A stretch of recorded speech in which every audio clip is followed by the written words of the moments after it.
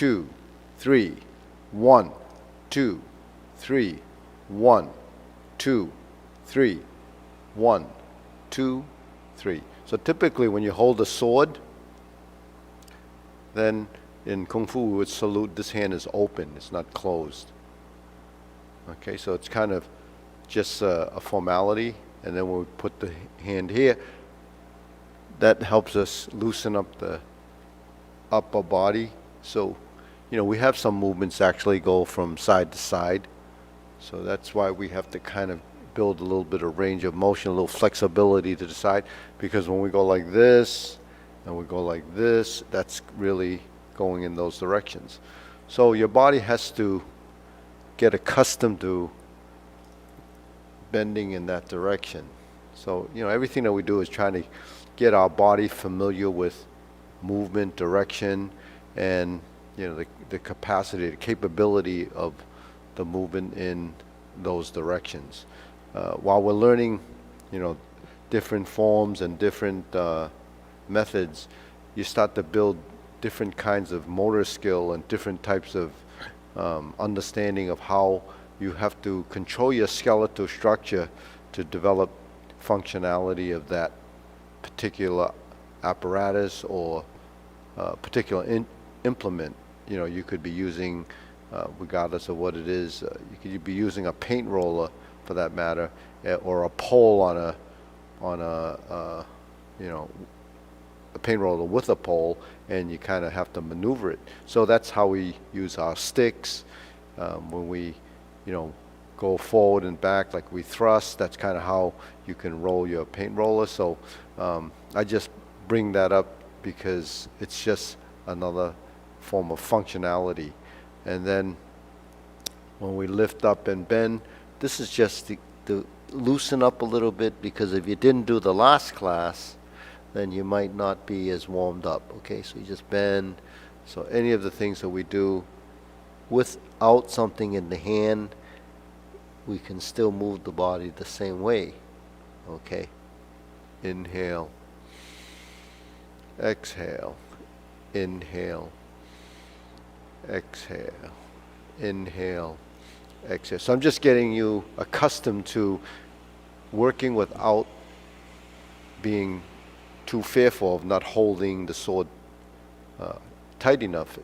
You fear of dropping it, but you're not going to drop it simply because it's kind of hanging right here.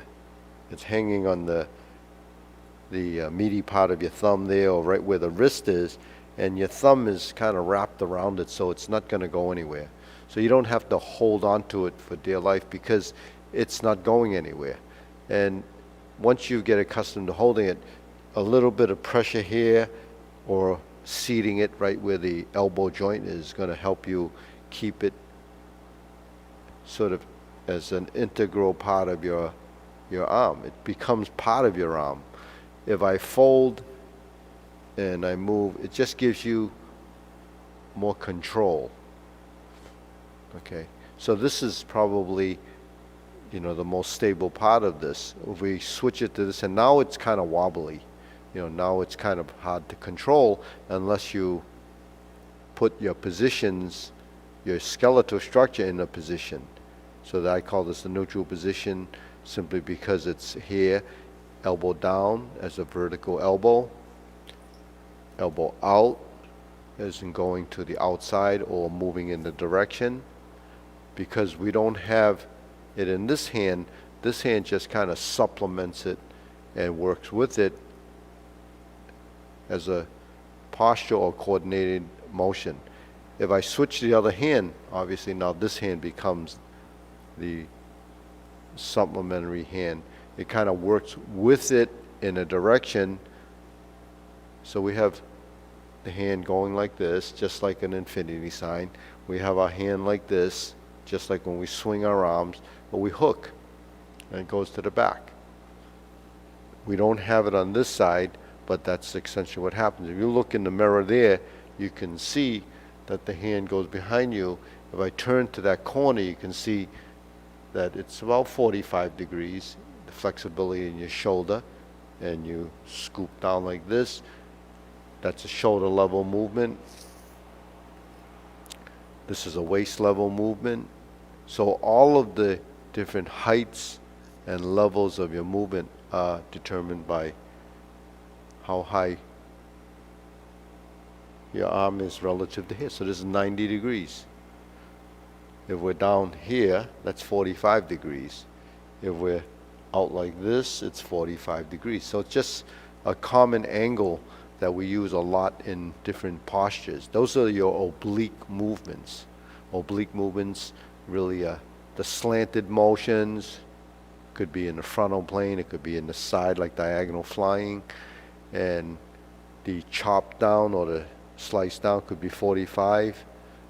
Okay, we don't actually have many movements that are up here because there's really not much going on up there. So anyways, so we're going to go through the sequence. I'm going to do it this way because I think that last week was a little confusing for all of us going in that other direction. So we're in the beginning position, preparation. We step up and we move the hands. Go forward and back, and then we're going to turn just like the Tai Chi empty hand form and create this motion called grasp the sparrow's tail. Then you hook your wrist, but instead of going to single whip, we're going to make the full turn and go right into the push. So that was like a brush knee and push. So there's a lot of similarities in the motions, and then we're here. Okay, now I want to use that mirror. So we're here, and I step up, and then I go to the corner. Now that's the front, and to this side. Then we have the middle, and then the stab or poke. Sit back to neutral, turn, go right up the center, or at least approach the center, and then you're going to turn and drop it down. Then you're going to turn and step up. So go through your stance work the same way you would do a form in Tai Chi. You shift your weight, you step out, and you shift your weight, and you cross behind, flip the sword, and you unwind the legs just like a pedal step, and then we're here, and then we poke. We turn the palm like this. We do like a brushing motion, toeing out, and we step up or kick up and switch feet and poke. Now as I spin around and I slice waist cut to here, over the head to here. Poke down, here's this position, lift the sword to here, step out 45 degrees, lift up and chop. Okay? We kick up, switch to feet, step out, and poke. Set up your horizontal slice over the head, go to the leaning position, sit back, get your weight over this supporting leg, lift the knee, heel kick, put it down, go to vertical, find your center over the head again, because we're going to go over and drop. Scoop and slice up. Okay, go here and push. Okay, actually we're here. 1, 2, go to the T stance first, and then sit back and push. Now once we're here, we're going to do the 180 degree turn again, and we're at the horizontal slice, step up, poke down, and we're going to repeat what we just did. That's the other side. All right, so here we come up, we're going to slice up again to leaning position, sit back, turn, we go through here, and then we're going to cut up, drop the sword down, and poke, sit back, and we push forward again, and sit back. Skip step, or the step, short step behind. So that's kind of a footwork. Okay, so up to that point is where it starts to change a lot. So let's take it from here. I think we get to this point, then we pull up, cut up, switch feet, and poke, turn, 1, 2, 3, 1, 2, 3, and then we're going to go forward. Okay, so that finishes that. Then we're going to slice around, and we're going to work this side. 1, 2, 3, 4, 1, 2, 3, 4. Then we're going to repeat it on this side. 1, 2, 3, 4, 1, 2, 3, 4, 1, 2, 3. Okay? After we get here, we skip step, and then we're here. Okay. Now we turn. 1, 2, 3, 4, 1, 2. Okay, so let's try that again. We lift up and turn. 1, 2, 3, spin around, lift it up, chop down, invert the sword, and we're here, and then this hand attaches like this. So you can see the vertical line for the sword. It looks like that.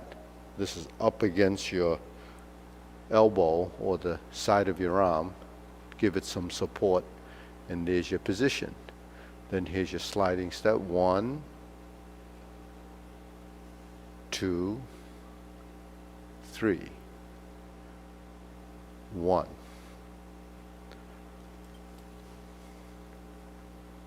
2.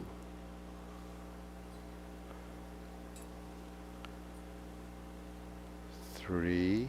We pass through here and take it to there. So we're in the vertical position with the sword behind me. It's going over. You step to the side, out like this. So when you step, move the foot a little bit this way in order for you to miss your own leg. Okay, and you're going to step up and chop down. Okay, now sit back like this, because we're going in this direction and we're turning. 1, 2, 3. You step back and you poke. That's really a switching of the feet. Now I step back and I turn. I go to suspended position, lift up, and I cut to the waist. Okay, now I'm going to turn this sword like this, and then when it comes out, then I pick it up here. Okay, so I'm here, out to the side. 1, 2, 3, switching the feet, and I poke. Okay, so you see the position here, the form. Turn, turn, stab. Lift up, pivot, chop, and poke. And then we're here. Okay? Then we switch the feet, step out, diagonal flying, step, And then we're going to go that way again twice. To the chicken, nods its head, so it's going to go like this. It's going to go 1, 2, 3, 4, and then we're here. Okay? Turn out, sort of brush down, and chop. Support the sword here. Sit to divert. Shift your weight. Turn this foot. Chop. Poke. And then we sit back like this. And we push forward. Level the sword. And pass through there. Okay? So that little leveling of the sword goes like this. Maybe you can see in this mirror. We're here. 1, 2. So you're just making a circle. 1, 2. So you time that movement with the step through, and then you're here. And then you go back to neutral, and we turn. Okay? Then we step up. Go back to neutral. Then we do the second set of diagonal 5, but there's only one here. And then square up. Take this sword, put it here. Put it against your arm. Cross this way and poke. Shift your weight. Step this way. And then turn. Sit back. Turn. We slice this way. This is where we started. Switch the hands. 2, 3. Chop. Draw back. Step. Cross. So we're looking in that corner. Now we're going over here. Chop and poke. Sit back. Draw back. 1, 2, 3, 4. 1, 2, 3, 4. 1, 2, 3, 4. 1, 2, 3, 4. 1, 2, 3, 4. 1, 2, 3, 4. 1, 2, 3, 4. 1, 2, 3, 4. So you see your body builds this synchronization that becomes integrated, because the relationship that I talk about, that total body movement, becomes part of an integral part of this training. So coordination with an apparatus, coordination with your fist form, it all is building patterns, muscle memory, and these programs that are all stored up here. That's what's fascinating about developing movement, because movement is something that not everybody's really interested in, as one thing, but then you don't understand, as a person that doesn't do it, how valuable it is to prevent age-related degeneration. This isn't just a plug for doing Tai Chi. It's actually something that I've realized, whether it's Tai Chi or forms, or how do you create sort of systematized movement, you have to have a system of training. So it's really a training tool. Your forms are a vehicle to practice. Sometimes I call it a book of movement. But the thing is, it has to be somewhat organized in order for you to evolve or to discover. Because if it's unorganized and it's random, the tendency is for your brain to be confused, and the tendency, if your brain's confused, your body's totally confused because it doesn't know what to do. So learning forms, learning the approach to doing this is very unique in a sense that we practice this with sequence. Now, we're not the only people that deal with movements that are sequential. Other disciplines deal with sequential movement, but the functionality of our movements really become, the defining difference between what we do and people that do choreographed dancing. Dancing isn't the same, but it's pretty random. You use the same body, but there isn't the same functionality side. So you don't have to understand body mechanics. You don't have to understand, the value of sustaining your body position for strength, and also to develop the muscle memory that we need, on a daily basis to be functional. So there's aesthetics to dancing, there's aesthetics to many of the other disciplines, but because those are sort of recreational type of things, unless you're a professional, the tendency is to stop doing it after a certain period of time because you age out of it. Except for some of the other practitioners that are really serious, like I say, if you're a professional, you might dance till you're, to the day you're no longer here.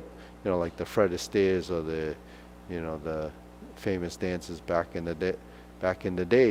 They tap dance or danced forever. But even then, they're very systematized and they're organized as what that timing is in their footwork and all that other, all the things involved with that. So, there is skill levels in every discipline. When it comes to movement, it depends on, whether you can do that at certain ages or not.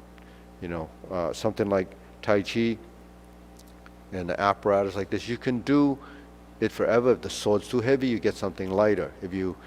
Once you have it programmed into your body, if the sword becomes a problem for your wrist so you can't do it, then you do it without an apparatus in the hand. Because movements are movements when it comes to structure, integrity, position. Now, some of the movements that you see here, when we're in a position, say, a left-handed movement like this, and then we swing the sword like this and you open, the positions become that integration of motion. You can see that the hands have very precise positions to create these actions, and the joint mobility and the joint range is what you can see, that there's a synchronization that really becomes quite amazing as far as what the body can do as a synchronization. There's nothing in those positions that we actually haven't gone over or gone through as a geometry of position or a oblique motion. We use the 0, 90, 45 degree approach because actually that's one of the things that I focus on, mainly because there's no other type of position you can get into that really doesn't require circles, squares, and triangles. So it's just a really good referencing for accuracy of movement and the specificity of those motions. Let's see, we've got a few minutes now. We can actually probably go through that form again. I think we've got about 5 minutes. So we're here, we're going to start off and we open the form. And we can just kind of go right through the movements. Just try to capture as much as you can.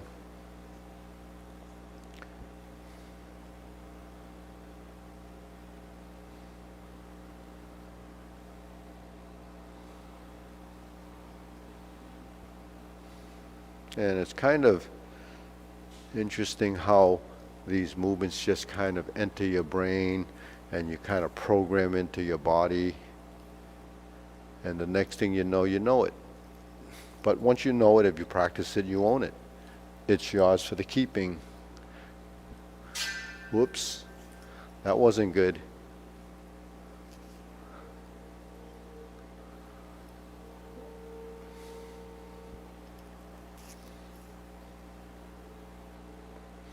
So we slice around. So you start to see and recognize the movements, and you look in the mirrors. I think these mirrors are very helpful in giving you a certain amount of the imagery or the look from different perspectives. It's really important to see the movement.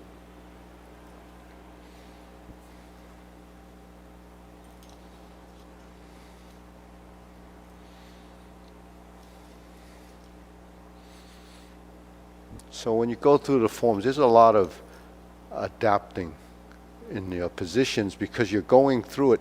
And when the body's comfortable, it starts to recognize, more and more of the body mechanics. When we first learn it, it's pure identification, purely trying to see what is going on and how to develop that coordination. So it's just one of the things that happens as a course of time.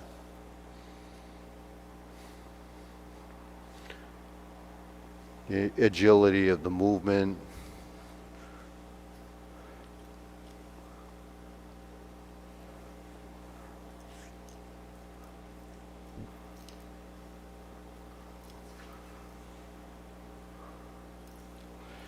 and you're really defining your space. That's about all I can say, is that we become very astute about where our body is going,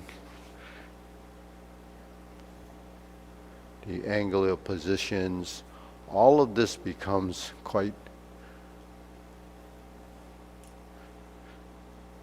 programmed into your body. And then once it knows it, the timing, the coordination, the speed of movement will vary based on what you think you're doing.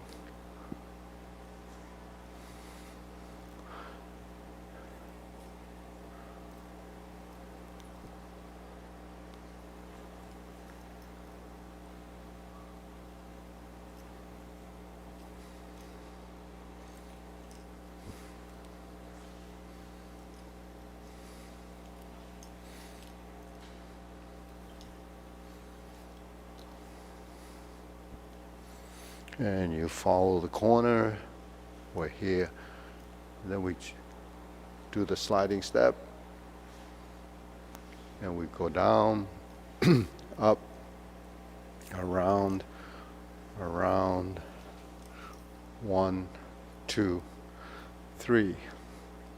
1, 2, 3, 4, 5. 1, 2, 3, 4.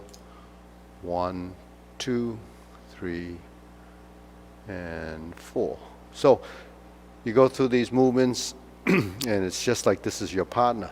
Just like we said, Fred Astaire and Ginger Rogers, they did a lot of movies together, dancing through the rain and so forth. I used to like to watch those, just fascinated with the footwork and so forth. But anyways, this is something you can achieve with, do it over time, and the next thing you know, your body's pretty coordinated. So with that note, I think it's about time. Hope you got something out of that. I'll see you next time. Next week we still have class on Wednesday morning. Next Thursday, because of Thanksgiving and Friday, we're probably not going to be filming on Thursday for sure. Friday we're closed. Saturday we'll be back here live, and you can see some of that. Other than that, have a good holiday, and I'll